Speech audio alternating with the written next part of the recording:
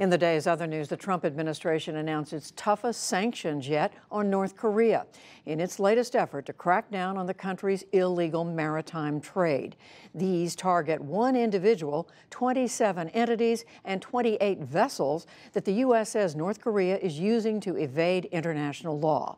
U.S. Treasury Secretary Steven Mnuchin said the economic sanctions will have a serious impact.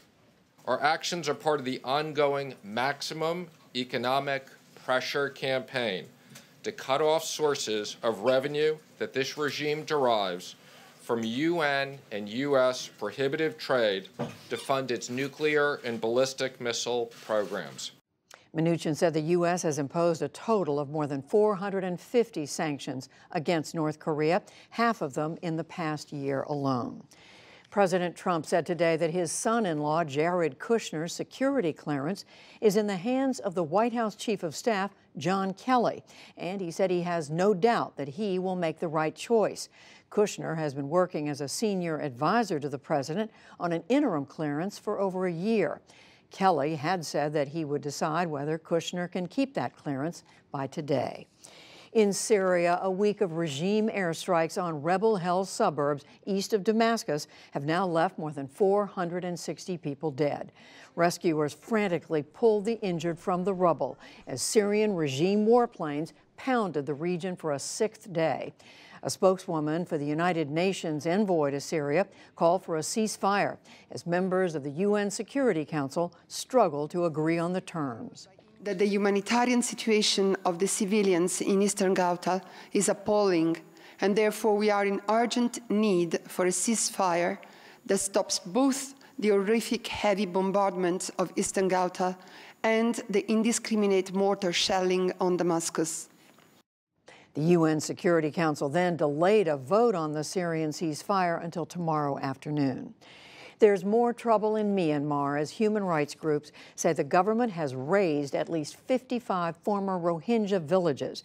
These satellite images show some of the bulldozed villages which had been set on fire after hundreds of thousands of the Rohingya Muslim minority were forced from their homes in August.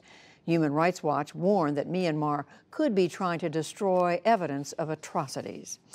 The U.S. Embassy in Israel will officially move to Jerusalem this May, in a timing that coincides with Israel's 70th anniversary.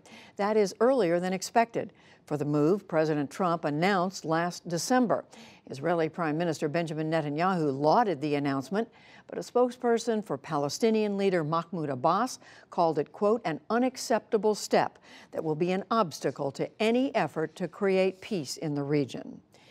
President Trump's son did not give the foreign policy speech he was scheduled to deliver today while promoting Trump-branded properties in India.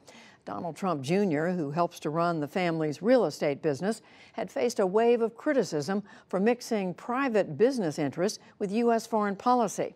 Instead, he participated in a question and answer session at a summit in New Delhi and lamented his father's promise that the company won't take on any new deals while he's in office. It is a big sacrifice because a big part of my life to say, hey, I'm going to take 8 years. I'm 40. Let's call it 23% of my life, and just we're not going to do anything. It is difficult and it's tough as a businessman, but again, fully understandable in time when we're out of politics. I think we'll get some credit for it and we'll be welcomed again with open arms. Donald Trump Jr. insisted that claims that he's using his father's presidency to sell luxury apartments are, quote, nonsense.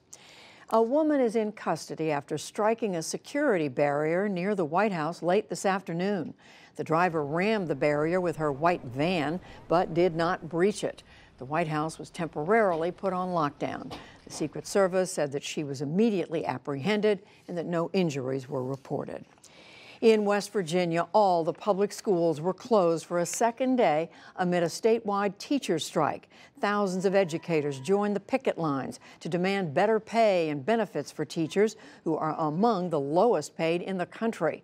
They have been demonstrating in all 55 counties since yesterday, even though such strikes are illegal there.